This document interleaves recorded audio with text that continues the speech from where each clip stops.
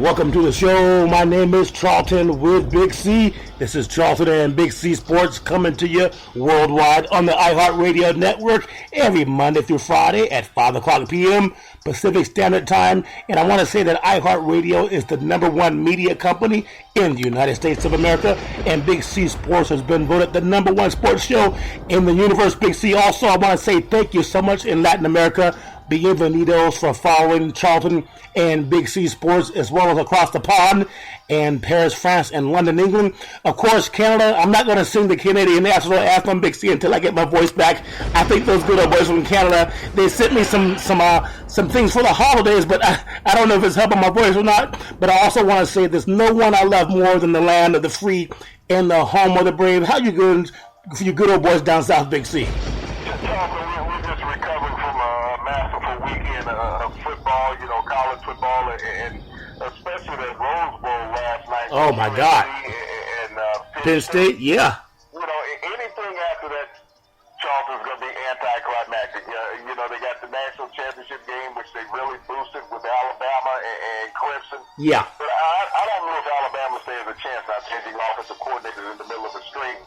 But, with what Donald did last night for USC was just phenomenal. You talk about those two quarterbacks, 1 and 2 in the draft last year. This kid's just a freshman, okay? Yeah, he's a redshirt freshman, but he's a freshman, you're right. Have you ever seen a freshman quarterback play such a dynamic game? 534 yards, I think he had, and about 5 touchdowns. Yeah.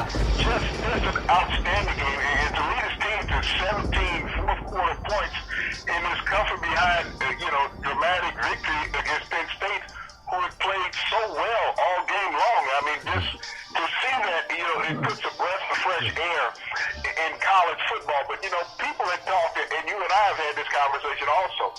Was USC not the best team in the country the last month of the regular season? Well, when you look at their body of work. Yeah. And you know what, Big C, and you're so right about that. I think this concludes to a few things I want to bring up, Big C. But first, I want to say this segment is sponsored by your Northern California Cadillac dealers, home of the all-new Cadillac Escalade, the standard of the world. And when you go by and test drive it, tell them that Charlton and Big C sent you. In fact, Big C, I think they could have used your Escalade last night down at the Rose Bowl because of all the people that were cheering for the USC game. Lynn Swan, he had a lot of mud on his face, Big C, but he's happy after last night's game, Big C. You're tossing the Escalade and giving Lynn Swan a ride back home. Well, Charlton, he needed that. The horse was a little run down running up and down the sideline last night. He just barely recovered from that.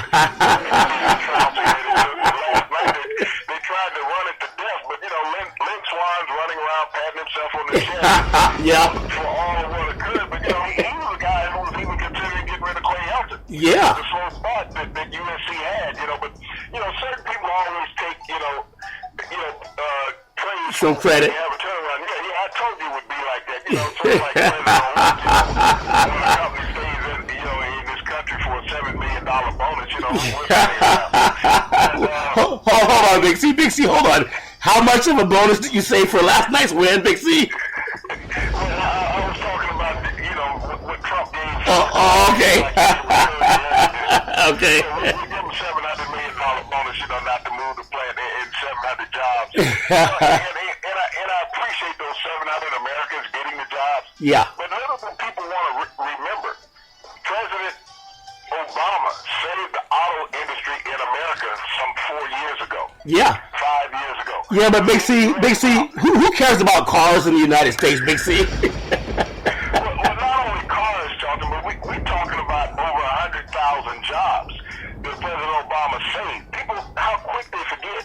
Those over 100,000 people that he kept employed, kept their families with a roof over their head, kept them from losing their homes, kept them with food on the table, a warm house in the winter, a cool house in the summer. Yeah. People, how quick they forget what President Obama has done for the country. I'm not saying that 700 jobs is a bad thing. Right. But I like the number over 100,000. I really like that figure. So are you saying if someone offered you $7,000 or 100,000, you would take the 100,000, Big C? Well, I'm kind of thinking that I would, John. But it's how it's distributed. A guy is patting himself on the back, yeah, saying, "Hey, I'm saving 700 jobs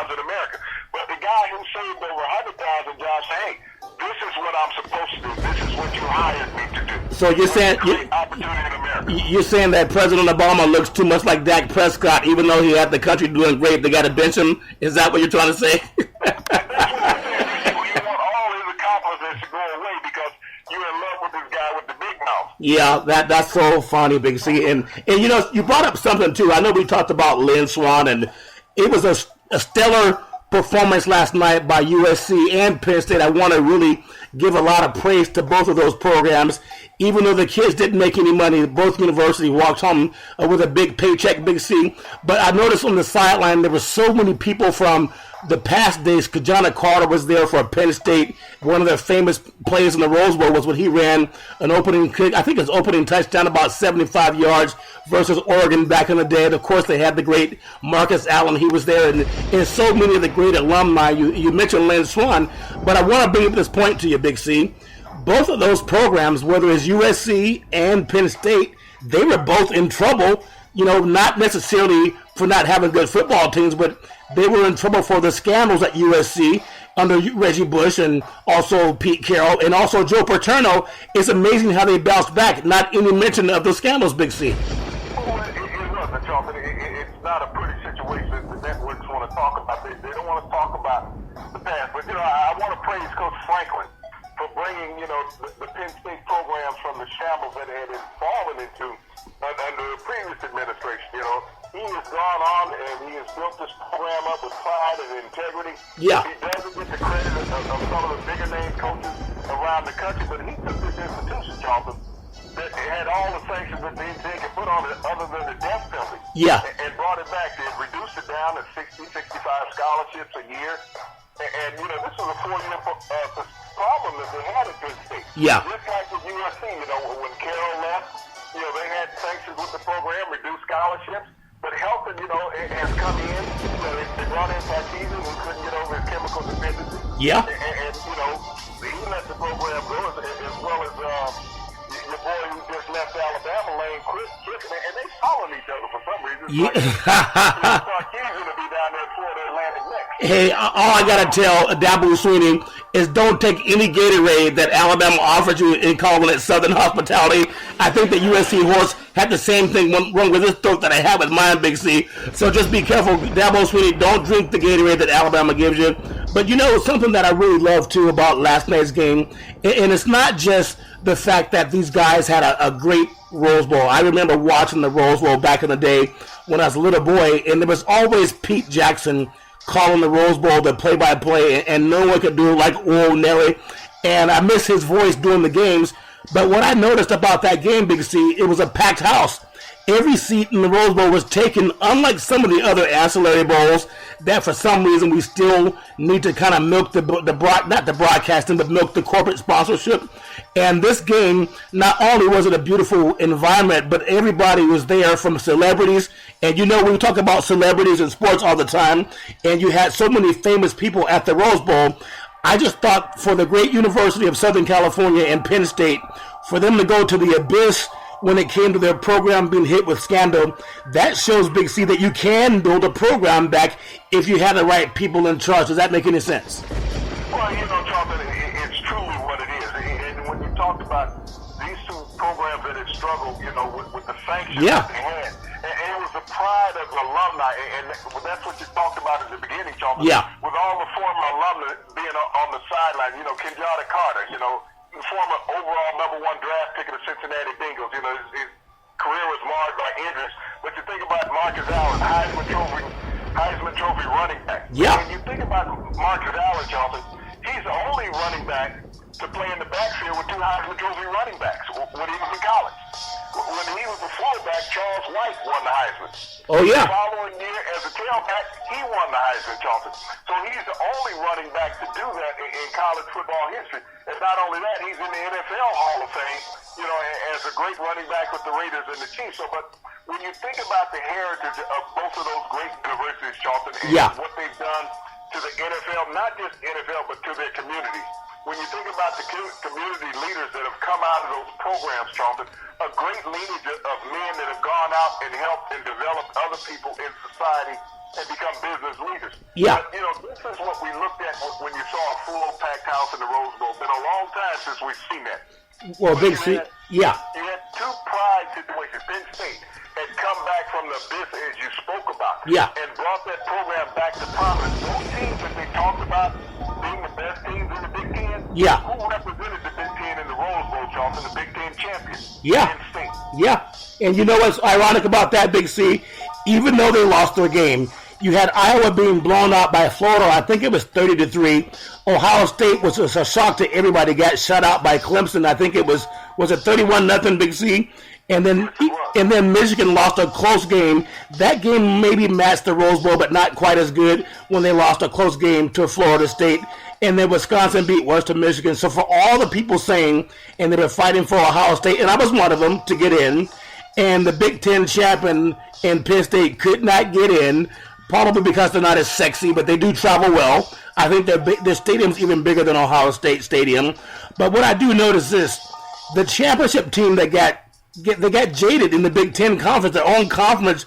They jaded their own champion, which gives less importance to a championship team. And also look at the team in Washington that got beat down by Alabama 24-7. The two teams that beat, Washington this year, Big C, they were Alabama and USC. And athletically, when you look at the athletes on the field, I know you've seen great talent all over the years. Those are two of the better athletic programs, but also they're athletes. They're going to see days in the NFL, Big C. You thought USC and Alabama. Well, both of those teams have been roadways to the NFL, Charleston, when you look at the production of players over the decade. The NFL will always look at the talent on those rosters. But, I think it's more about the continuity of the players, Charleston. The heritage of those universities that are used to winning. Not a university that pops along and wins every now and then. That is new to their players. But when you recruit players and you tell players, this is what you have to live up to, not what we're trying to build. Yeah. This is what you have to live up to. And that's a different package when you're presenting it to a young player. I mean, a lot of coaches go out, we're trying to establish our own identity, build a program, and that's what Peterson did when he went to Washington. Yeah. He had to establish an identity of winning because that culture up there, under Sarkisian and the previous coaches, just had been nothing for almost a decade. Yeah. But when he went up there and he brought that culture from Boise State, he established a winner. That's how he will recruit now. Well, Big C, I think there's something important about recruiting and what you talked about, quit firing people every 1 year. Give people 2 or 3 years to build a program, and you can see what can happen even for teams that are put on sanctions. I also want to say this segment is sponsored by the California Lottery. Now, Big C, this might get you off the couch tonight. The Mega Millions up to $105,000, and I think even you good old boys down south can buy a ticket. No, did I say $105,000? I'm sorry, Big C. I thought I was talking about what Roethlisberger makes every day, but I meant to say it's $105 million, Big C. $105 million. What can $105 million do for you, Big C? Could you buy more moonshine and more Cadillac Escalades with that, Big C? Well, John, I wouldn't have to fish for change in my car. To go to the convenience store to get a snack. I could have it delivered. I could call, pizza delivery. I understand. Well, Big C, another great football game that, I don't know if you call it great as far as the performance on the field, but Alabama and Auburn, not Alabama, Auburn, but Auburn and Oklahoma. Oklahoma, they do this all the time. They show up big in the games that really don't mean a lot, and Bob Stoops obviously has one national championship under his belt, but they had a decent game last night against Auburn, and outside of Alabama, the SEC really has not been that dominant. I know LSU had a big win when they shut down Louisville, Big C. But just your thoughts on Oklahoma last night. They seem to be a good team that can fight for things and win games when the games don't matter. But they went over Auburn last night. Your thoughts on that game, Big C? Well, they had some hiccups early in the season, Charleston. They lost to Houston right out the chute. Then they lost to Ohio State. So this was a team that was in turmoil, and people were even talking about Stoops being gone. They didn't spend too much time there. But this is the thing you have to look at. You have to stay fast. He's the winningest coach in Big 8 history, okay? Yeah. In Oklahoma, he's been around for some time. And so you have to have a guy, and he's established his program, the type of players that he wants to recruit, Charleston. Because, when we look at these openings that constantly keep flashing up, and you find coaches every year, you look at the 49ers. How many coaches have the 49ers had, Charleston, since the guy that's on the NFL Network, Mariucci, yeah. I know they. Yeah, you're right. How many coaches have they had since Mariucci? They've had 4. Yeah. Okay? They've had 4 coaches. Prior to that, they had 3 coaches from 79. Starting with Walsh, Seifert, and then Mariucci, but they all came from the same tree. Yeah. You've gone and hired 4 coaches since 79. Since Mariucci has left, Charlton. Yeah. And this is what you're getting now in college football and even the NFL. You look at the NFL, Charlton, with a half dozen coaching openings. Where is there a half dozen quality NFL coaches sitting around? This is what I don't understand. How do you go out, if you fire half a dozen, how do you find a half a dozen that couldn't be a coach last year? Well, that's what I don't get. Big C, you brought it up before. It's a good old boy network. And just like watching the college games, last night, seeing USC get that big win, ironically, their last total and points in the game, 52 points in one game is what they gave up to Alabama. So they started and finished to the same numbers on the scoreboard, even just for different teams this time. But just like we saw so many great players last night in the Rose Bowl, you would think that the NFL would look south, meaning they should go to the college level, looking for the new talent, guys that are going to last longer, guys that may have new information on how young athletes are motivated, Big C, but they're not part of the good old boy network yet, and that's even for the white guys, Big C. Do you see the NFL looking to the college levels to replace some of these old guys that have had 7 jobs on different teams in the NFL? Your thoughts? Well, that's the direction it should go, Charlton. Look at Houston. Look at O'Brien down there. O'Brien came from Penn State. He was replaced by Franklin there. Yeah. But he went to Penn State, got the program jump-started. Franklin came in, finished off the project. But he went to Houston and he built the winner down with the Texans. So this is something that NFL teams should look at. How many retreads in the NFL do you want? They said, well, he was a great defensive coordinator. Yeah. Well, if he was that great defensive coordinator, why has he won a Super Bowl? Yeah, you're right. He was a great offensive coordinator. Well, why hasn't he won a Super Bowl? We keep hearing this about all these great offensive coordinators and defensive coordinators. I think Marvin Lewis, Charlton, may have had the most successful coordinators when you think about Cincinnati's program. Zimmer, yeah. Head coach of Minnesota. You look at Gruden, head coach at Cincinnati. Yeah. Not Cincinnati, but Washington. And he had one other coordinator, Charlton, that's the head coach in the NFL. So he had 3 come on with his staff that are now head coaches in the NFL. And people say, well, what happened to Cincinnati? Well, the NFL pilfered his program and took everything away from him that helped build his success. So he was a genius also, not as a head coach, but as grooming potential head coaches in the NFL. But you got to look to the college ranks, Jonathan. You got to get a breath of fresh air. You got to look at what some of these college coaches are doing. They're not running the wishbone offense exactly. in college football. So you don't have to worry about bringing a Barry Switzer in who doesn't understand the pass attack, okay? Well, you don't have to worry about that. When you think about what you were saying about Coach Coughlin, and of course he had a great run when he was with the New York Giants, but for him to get more talk than a guy like David Shaw out of Stanford that had McCaffrey, his All-American running back, pull out of a bowl game, and they were still able to win a bowl game against North Carolina that beat Florida State, that beat Michigan. I know we can always go across the country and say who beat who, but you would think that David Shaw would be a hot topic for these NFL coaches, and the 49er organization is so stupid. He's in their own backyard. All he does is compete for championships or win championships with high-caliber athletes, and his name will probably not come up because they're looking for an old white guy to get them the same thing they've had the last 4 years. Am I outside the lines when I say that, Big C? Your thoughts? Well, Charlton, you're really not. I mean, when you look at what has been done in college football, now there's some highly successful African-American coaches in the college ranks. Yeah. But they will never get a job as a head coach in the NFL. And people say, how can you say that? Show me one that has. They just don't get it. They don't even get defensive coordinator, offensive coordinator jobs, Charlton. They can go out and win year in, win out. Year in, year out. Be 80% winning time. Yeah. And don't get a look. But you'll take a guy who hasn't done it, and I'll take O'Brien as a perfect example. Yeah. Penn State hadn't been to a bowl game. No. But Houston took a chance and brought the guy in because they felt that he had the right, package as far as how he turned around the Penn State program, Charlton, that he could come into Houston with that same type of enthusiasm, and it worked. So you have to go out and get these younger college coaches, Charlton. And the thing we keep talking about on our program is that you have to get somebody who can relate to the modern day player. Yeah. The NFL is not the NFL of the 60s or even the 80s, Charlton. It's not. This is the modern, this is the new millennium. Yeah. You got players come out, and everything has changed. The mentality, the language, the lifestyle, all of these things have changed, Charlton. You can't get a 70-year-old coach and bring him in and expect him to understand 20, 25-year-old young men and their mentalities. You can't. Regardless, they say, well, football is football. No, it's not. Right. The game has changed. When you go back to the NFL, Charlton, and you look at the NFL in the 70s, in the 60s, even in the 80s, when you could beat the crap out of a quarterback and a wide receiver, now they don't even need shoulder pads going out on the field because you can't touch them. Yeah. Okay?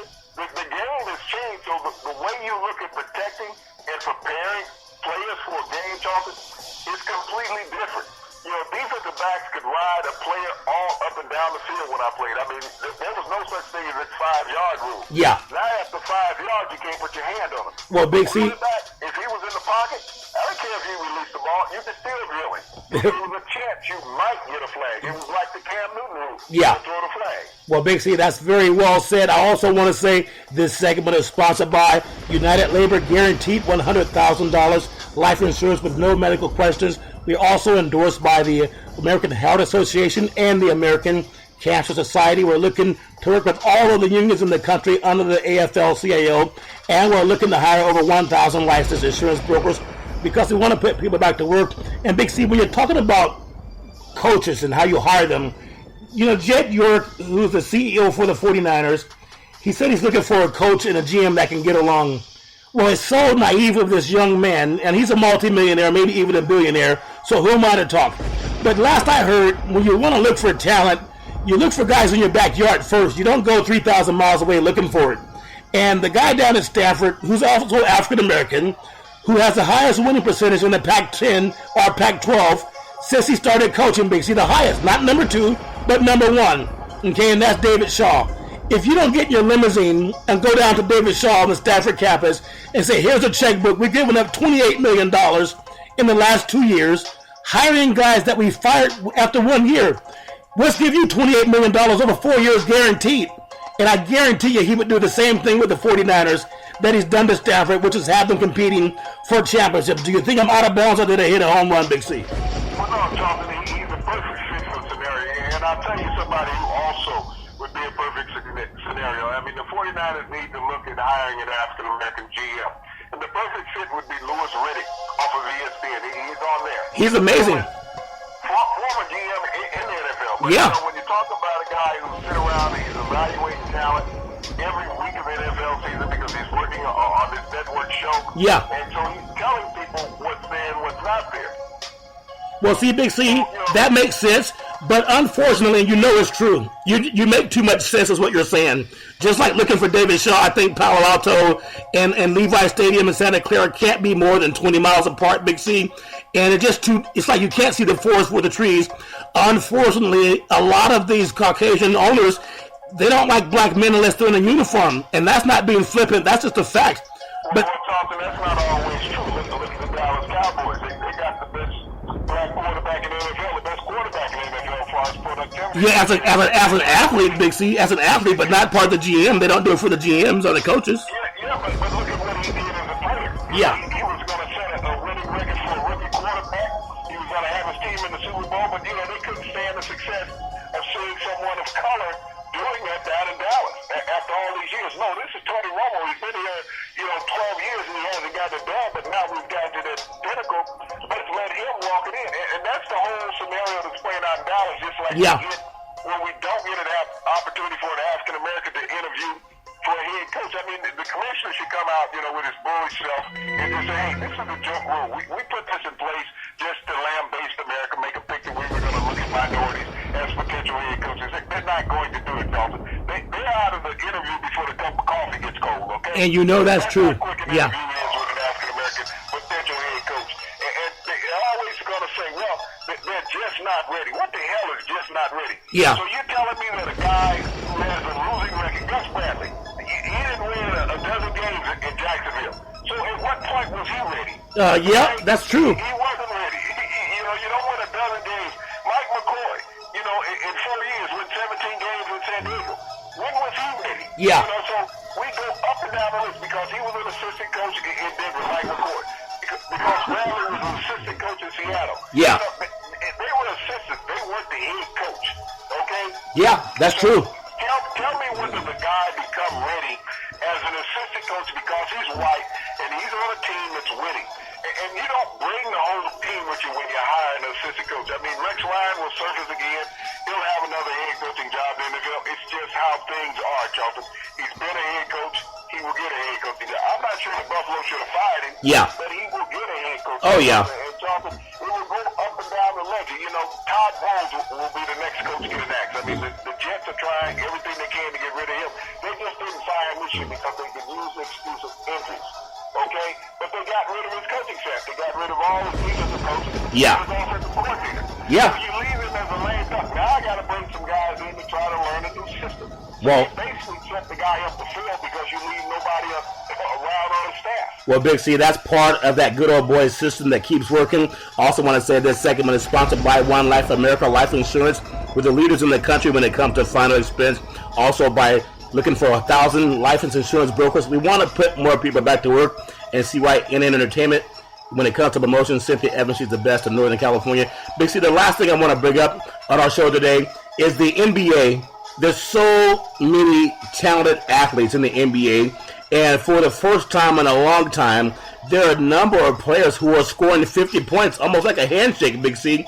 Is it because of the lack of defense, or just because guys are getting more skilled at what they do, Big C? Your thoughts? I don't know if they're more skilled than what they do. You got more players willing to take the three-point shot. You got to realize when most scoring records were set in the NBA, there was not a three-point shot, so people earned their points. Kareem Abdul-Jabbar was not taking three-point shots, Charlton, when he set the NBA all-time leading scoring record. Yeah. Will Chamberlain didn't take three-point shots when he scored 90 points in the game, Charlton.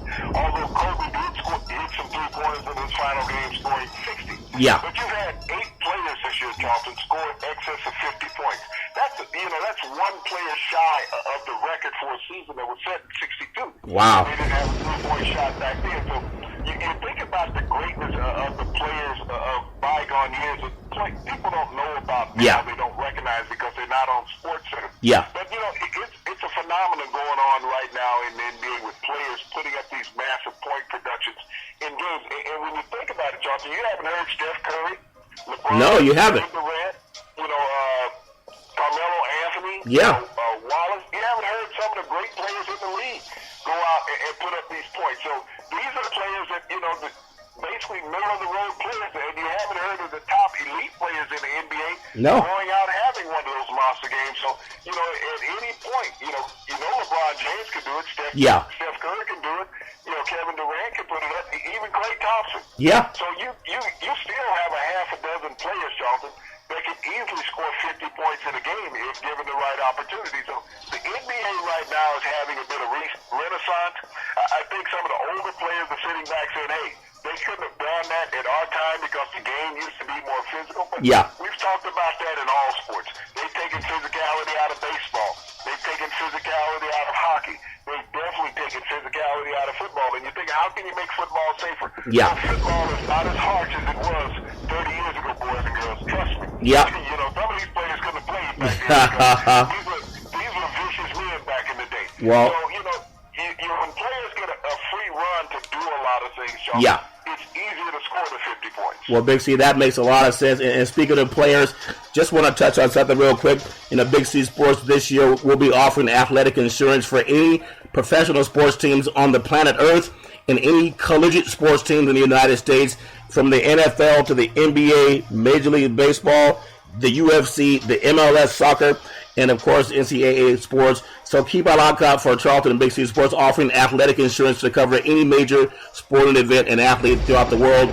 And also, Big C, I just want to run down a few basketball scores and I'll get your thoughts before we close. It was last night the Golden State Warriors won 127-119 over the Nuggets. The Clippers 109-98 over the Phoenix Suns. And J.J. Redick had a great game, 22 points. The Rockets 101, the Wizards 91, the Bucks 98, the Thunder 94, and the Jazz 101, the Nets 89. The Jazz are playing really good basketball. It was the Cavaliers 90, the Pelicans 82, and the Magic 115, and the Posse on Broadway 103. So we got to give Phil Jackson something to get his posse playing a little bit better. Big C, any thoughts with the great Phil, Big C? Well, the problem with New York, Jonathan, is that they don't play defense.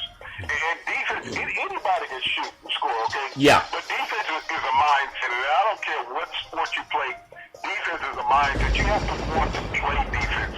When you think about the history of all sports, they've had players who wanted to play just defense. When you think about Dennis Rodman, he was a stopper. He was against the best player on any opposing team. He wanted to play defense. He got rebounds. He'd get you occasional points, but he wanted to play defense.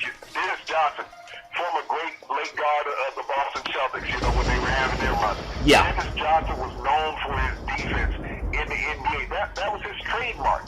And you've had players throughout the eras of the game that have done that. And that's what New York lacks. Yeah. They lack somebody who wants to play defense. They got a lot of offensive-minded players, but no one who is sitting there saying, hey, I'm going to be the stopper. Draymond Green in Golden State, he's a defensive player. He'll go out and do the dirty work for the team to make sure that the team gets a victory. And when you think about it, Golden State now, 3 consecutive years in a row, Charlton, has been at least 30-5 in the last 3 years. Wow. That's an NBA record. So, and a lot of that is led by their defense. People think about them as being an offensive-minded team, but you have to be able to stop the opponents, Charlton, to have that many victories. Yeah, and even when you think about that league and how you talked about the players back in the day, they did not have the 3-point basket. So when someone scored 30 points, they really scored 30 points.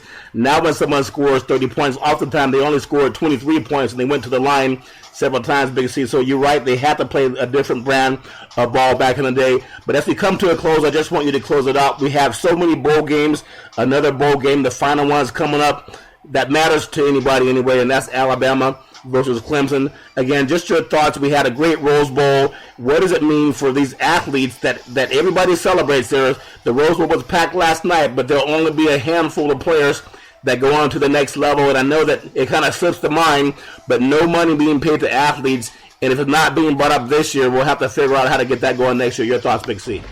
Well, Charlton, I like to listen to the reporters and the announcers and all, saying, what a great atmosphere of college football. These players are out here for the love of the game. You show me which broadcaster, Charlton, is up in the booth for the love of the game and doing it. They all have agents. All the reporters, they have agents. Yeah. Negotiating the contracts, which games they're going to do. So if it's about the love of the game, well, treat the athlete like you treat yourself. Yeah. Getting paid. Are you doing it for free like the athlete? Yeah. No one can go out there and say that it's for the love of the game who is not getting paid, Charlton. These guys, they're getting these huge contracts, and I guarantee the guys who did the Rose Bowl last night, they all have $1 million contracts. Yeah, I think Chris Fowler was doing the play-by-play. I can't recall who was doing the color analyst with him. Herb Street. Okay, yeah. Who flies in a private jet to the game? So Charlton, he's not like. Are you sure? Wait. Are you sure he doesn't take Amtrak to get to the games, Big C? He's on a jet. He's on his private jet. So Charlton, when you think about anybody who wants to lie to you, says, wait, hold on, see. Kirk Herbstreit, he doesn't believe that athletes should skip their final season to go get paid. So how is he on a private jet? Are they free, or do you have to pay money for those, Big C? Your thoughts? Well, it's part of his salary negotiation with his agent, okay? His agent negotiated that out with ESPN and ABC Sports. Oh, okay. Listen with that, how can you be so hypocritical saying that an athlete shouldn't get paid, and yet you're getting paid on a private jet? You're making money off the athletes. The universities are making money off the athletes. Yeah. Why does the university take an athlete's jersey and put it in the gift shops, Charlton? For the love of the game, Big C. For the love of the game, don't you know? For the pride and joy, baby. They don't take the guy who was not starting, Charlton, who was third string on the depth chart. That's why I couldn't find my jersey. I keep looking, but they don't have it anywhere, Big C.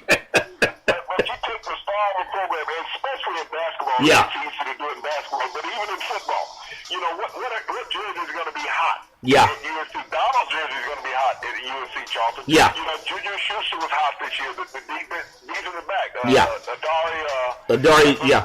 The one who hurt his leg in the fourth quarter, Big C. Yeah. Jersey bought at USC for selling. Yeah. When you look around the stands, Charlton, and you see the jerseys of players up in the stands that fans and alumni are wearing, Charlton, they're wearing the jerseys of the starters, okay? They're not wearing the jersey of the kicker. Wow. They're not doing it. The punter's jersey is not up in the Yeah. You don't even see the jersey of the starting center on the team, but you'll get the running backs. Well, Big C. You'll get the defensive backs. But this is the exploitation. Yeah. Share some of that exploitation with the players. But let's be honest, NCAA, college football, college sports, period. Well, we have built these athletes long enough. Yeah. It's time for them to get just a little bit. Well, if Kirk Herbstreit and Lynn Swan are flying around on private jets, maybe we need to get them and be friends with them, Big C. I love that, the way they live, but then they say they do it for the love of the game, Big C. And speaking of the love of the game, every Monday through Friday at 5 o'clock p.m. Pacific Standard Time, worldwide, follow Charlton and Big C Sports on the iHeartRadio network. And as we say on every program, there's never any reason to ever hit a woman. No woman should ever have to go through that garbage. If you see any woman going through garbage, just call 911. We have to find a way to end domestic violence. And that's what we'll say every Monday through Friday at 5 o'clock p.m. Pacific Standard Time. Worldwide, follow Charlton and Big C Sports on the iHeartRadio network. And as we always tell you, we thank you, we appreciate you, and we hope that you have a super fantastic day.